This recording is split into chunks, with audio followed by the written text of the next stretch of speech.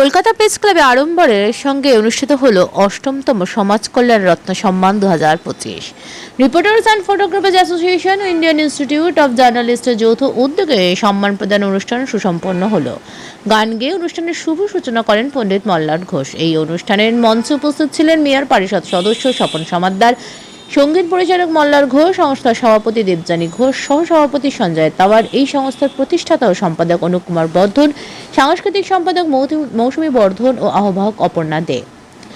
অমৃতবার্তা পুজো বার্ষিকী উদ্বোধনের পর মূল অনুষ্ঠানের সম্মান প্রদান অনুষ্ঠান শুরু হয়।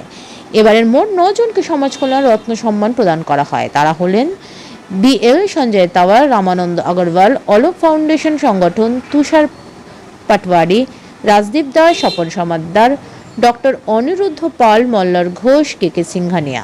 সমগ্র অনুষ্ঠানটি পরিচালনায় ছিলেন সংস্থার সম্পাদক ও প্রতিষ্ঠাতা অনুপ কুমার বর্ধন ও সহযোগিতায় ছিলেন সাংস্কৃতিক সম্পাদক মৌসুমী বর্ধন।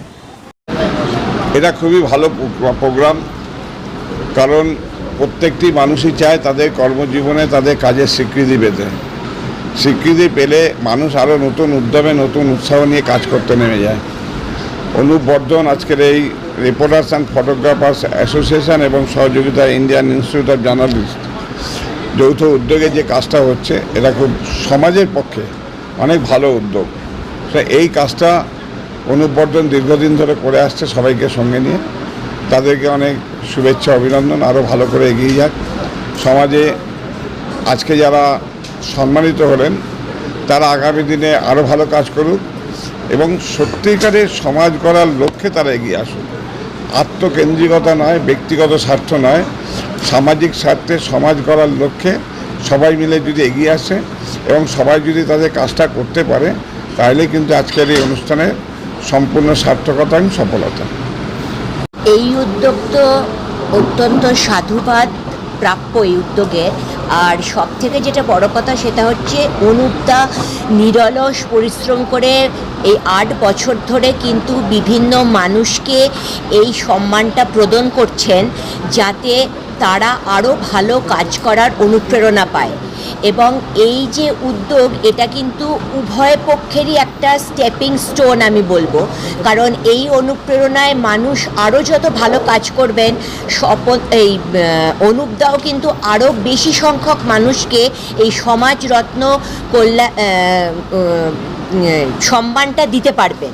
সুতরাং এটা কিন্তু একটা মোটিভেশনাল, ইন্সপিরেশনাল আর award to both the parties. যিনি দিচ্ছেন এবং যিনি পাচ্ছেন, তিনিও যেরকম উদ্বুদ্ধ হচ্ছেন, যিনি পাচ্ছেন তিনি আরও 5 জন এই প্রোগ্রামটা দেখে উদ্বুদ্ধ হবেন এবং চাইবেন যে সম্মান তো সবাই চায়, যে আমিও যেন পরবর্তীকালে এই সম্মানটা পেতে পারি এবং এই সম্মানটা পাওয়ার জন্য আমাকে যে ভালো কাজটা করতে হবে, সেই ভালো কাজটা আমি করে দেখাবো।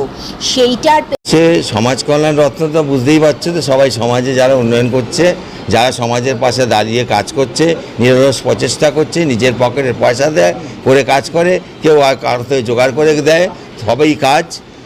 আর আজকে সেই অনুষ্ঠানটা তাদের নিয়ে, যারা এইসব বিভিন্ন বড় বড় কাজ করছে, যাদের প্রচেষ্টা রাত দিন ধরে করছে, তাদেরকে খুঁজে নিয়ে এসে আমরা এই সমাজ কল্যাণ রত্নটা দিচ্ছি।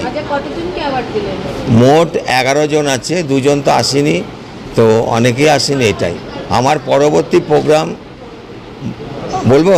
প্রোগ্রামটা হচ্ছে আমরা সাংবাদিক অ্যাওয়ার্ড, একটা আমরা প্রথম সাংবাদিক অ্যাওয়ার্ড হয়েছিল ত্রিপুরায় বিশালভাবে, সেটা দ্বিতীয়টা করব এখানে সাংবাদিক অ্যাওয়ার্ড।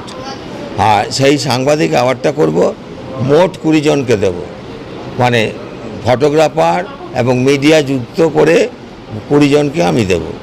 তো এটা খুব তাড়াতাড়ি আমি করবো। মেয়ের প্রোগ্রামটা আছে তারপরে। আমি বলে দিয়েছিলাম যে সমাজে যারা ভালো কাজ করে তাদের পাশে আমরা তো মোটামুটি ভালো ভালো মানুষ আছে। এবার সবথেকে ইম্পর্টেন্ট হচ্ছে যে আমরা নারী সম্মানের দিন নারীকে নারী দিবস পালন করিনি, কিন্তু প্রকৃত নারীকে আজকে আমি নারী দিবসকে উদযাপন করে তাকে আমি সম্মান দিয়েছি তার কর্মকাণ্ডের জন্য। এটাই হচ্ছে আজকে সেরা আমাদের কাজ।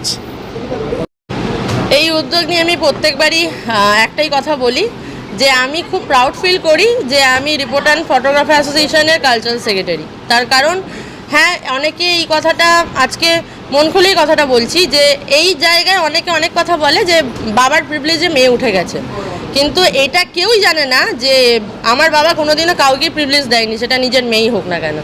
আমাকে অনেকগুলো বছর আপনাদের মতন ওইখানে দাঁড়িয়ে 10 জনের বাইট নিতে হয়েছে এবং নিয়ে নিজেকে প্রুভ করতে হয়েছে যে হ্যাঁ, আই ক্যান ডু দ্যাট। তারপরেই আজকে হয়তো বাবার পাশে বসে ইন্টারভিউ দিচ্ছি এবং সেটা যে নিজের বাবার চোখে নিজেকে প্রতিষ্ঠিত করতে পেরেছি, এটাই আমার কাছে অনেক। আর আজকে সবাইকে সম্মান দিয়ে এবং উমেন্স ডের জন্য দেবযানীর দিকে সম্মান দিয়ে নিজেকে অনেক সম্মানিত বোধ করছি এবং খুব ভালো লাগছে।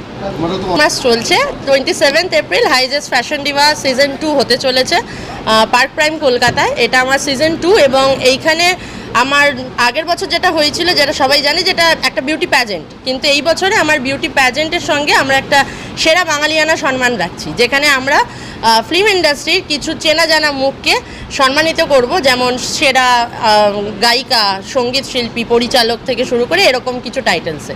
তো এটা আসতে চলেছে, আসলে আরও ভালো অনেক কিছু জানাতে পারবো।